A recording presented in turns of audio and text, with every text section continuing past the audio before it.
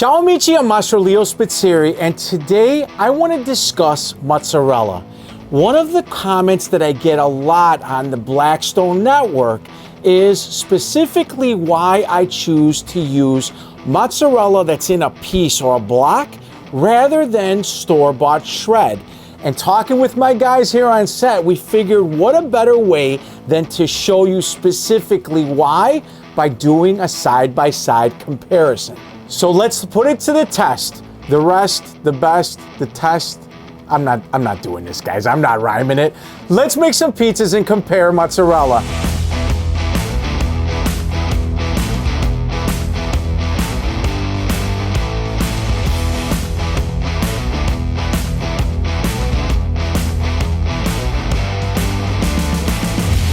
"35 years. This never gets old." You guys have seen me do this a bunch of times. I'm using low moisture mozzarella. I've got the same in the store-bought brand. This is whole milk mozzarella, and what I do is I do that half-inch dice. The way that I do this, first of all, I'm gonna take the paper off, that would help. The way that I do this, I'm gonna make these half-inch slices all the way down just like this. Now, you'll see that again, low moisture mozzarella works best, and I like whole milk mozzarella the best because the full fat on top of the pizza not only helps it spread, but you're gonna notice that creaminess on top of the pizza when you go and you finally bake with these. All right, so I've got all this mozzarella cut, as you can see. I mean, literally, like, I'm not asking you to take out your protractor and make sure the size. I'm talking about getting in the ballpark, right? The other thing is, too, I'm going to put these side by side. Ethan, come on closer a little bit. You can see the cut of this mozzarella that I'm using here, but I'm also taking, again, this is low moisture. I don't know if you guys can see this here. Low moisture mozzarella, where this one is also the low moisture whole milk mozzarella. So we're comparing these apples to apples. Now, this is shred mozzarella. And the reason why in store-bought mozzarella, the thing I have the most problem with is that inside here, if we talk about the ingredient statement, this actually shows that there's starch and tapioca and all these other things that are inside of this. Those starch are considered anti-caking, so that when you take this out of the package, you see how nice that kind of falls all over the place? It might be great if we were taking pictures of this mozzarella, but unfortunately today we're gonna have to bake with it. And this is the reason why store-bought mozzarella that's already shredded doesn't work the way that I would like it to for pizza. My recommendation is that if you prefer to work with shredded mozzarella and not these little cubes like this, get yourself a box grater and do it the way that my grandmother used to do it. Grind it on a grater, which will make it like this. Yes, you'll notice that it's clumping together, but guess what? So are my cubes, okay? It's supposed to do this. You can feather it and do all that other thing with your hands later. I'm gonna show you how to make the best pizza at home, and to me, using using this is the way to go.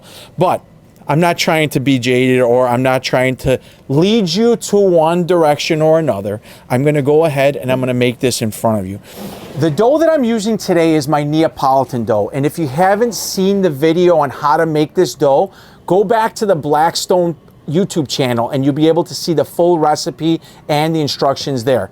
Now, I never want to go in this box with my hands and take this out. I want to use a scraper or some kind of flat tool. I've got a little bit of semolina here, and I want to dust these dough balls. With this scraper, come on over here. With this scraper, I want to go under the dough, and I can release it in the same shape that it was. I don't want to take any of the gases out of the dough. This is dough stretching 101. Now, coming back over here, I'm going to take both of these out, and I'm going to get this out of the way so that we can stretch these. From here, I'm going to take my dough balls. I'm going to dredge the dough balls in flour. The simple method I'm going to use is starting from the center and pushing out towards the edge. I give this a turn and do the same thing, center to the edge, and going this way both sides. Now you'll see that here, if you look really closely, look at all those air bubbles that I've saved by this. I created like almost like this waffle pattern. Anywhere you can see through my fingers is a bubble, and it's gonna give me a lighter texture. The other one here, let's do this again. Start from the middle, push to the edge and flip, go to the edge, give it a turn. Whenever I do a side-by-side comparison, I try to keep everything apples to apples, okay guys? Now, you'll notice that I'm gonna be baking in 2 separate ovens, but I have them set up as close as I can.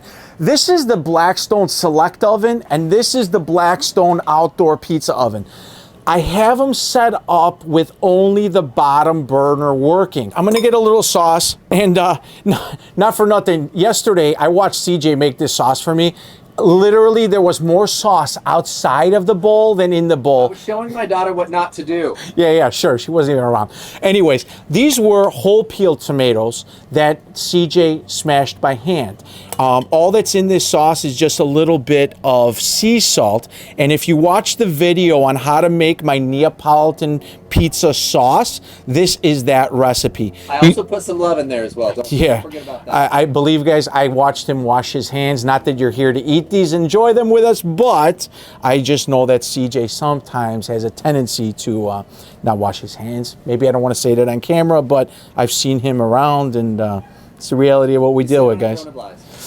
You sit on it, not we, you. Okay, anyways, get up a little bit more sauce. This is perfect. All right, awesome. Next thing I'm gonna do, let's get some mozzarella. I'll do the store-bought on this side, all right? The store shred on this side. And I'm gonna give these about the same amount of mozzarella on each side.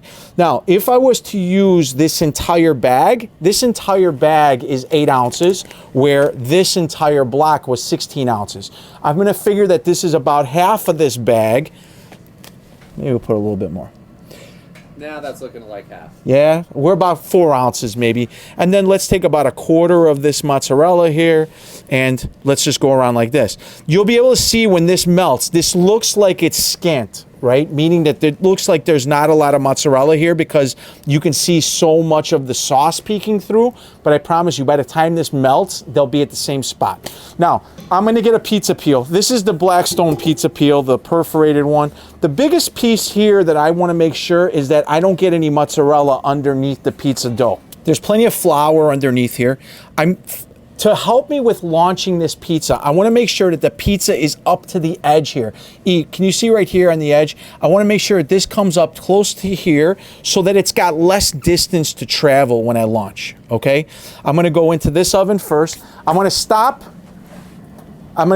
each of the rotations. This way I don't have a moving target. As I go in, I'm just gonna come real fast. Turn this one on, come back here real quick. We're gonna do the same thing. Make sure this is on the edge. And if you had multiple ovens at your house, or maybe you got crazy and you're gonna go tailgate and you're gonna buy 4 of these things, this literally could be as many pizza ovens as you have.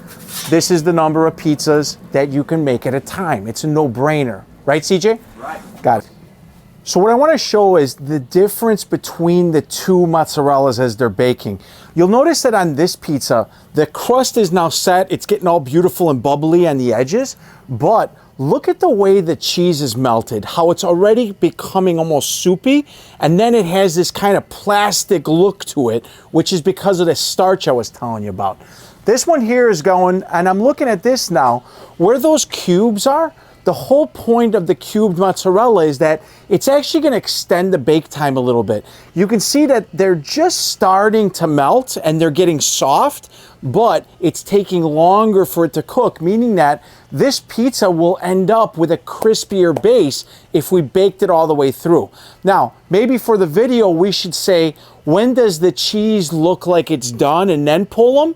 Or CJ, Nate, what do you guys think? Should we pull them out when I say that the pizza is done itself? When it's done. I say when it's done? It's done, because that should make a difference with the cheese. So the biggest thing here is that when we're talking about doneness, to me, we're talking about the pizza as a whole, meaning that the crust is gonna have a different appearance, not when the cheese is done. I'm looking at these, they're looking amazing. Both of these are looking really good. If I had to make a judgment call, this mozzarella right now is probably about 30 to 45 seconds from being done, where you can see that the crust now is still got a little ways to go. This one over here, you can see that how beautiful it's melting. That cheese is still white and creamy looking. It's not spotted at all, where that one is full of spots. These have about maybe 20, 30 seconds on this one here, where this one, I can keep baking this for maybe at least about a minute and a half longer.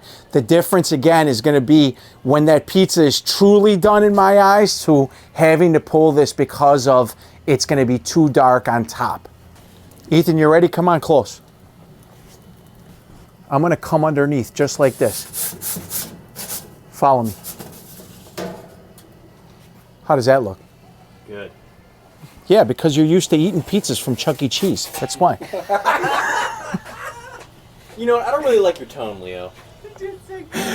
Which, by the way, there's plenty of trolls that back you up on that conversation, that they think that I'm so mean to this kid, but I treat him like my little brother. Are you kidding me? And he's an easy target. No, he's not, because he's so freaking tall. I'm gonna pull this. Now, if we look at the sides here, right? I'm gonna pull this right now. The edges look like, actually I'm gonna give this maybe about another 10 seconds because the edge on this crust is just a little bit lighter, but when I pull this out, when you see the mozzarella, there's no doubt which is gonna be the better and why I use a very specific method. Alrighty, you ready? Yep. Let's go. Follow me. Come on, guys. Really? Side by side. No Is there any comparison? We're not looking for crispiness. I'm gonna look for the way that this melted, okay? Guys, I went to a grocery store that can be found across the United States. I didn't bamboozle anybody here. Now, if you look at this pizza, I'm just gonna pull a slice here.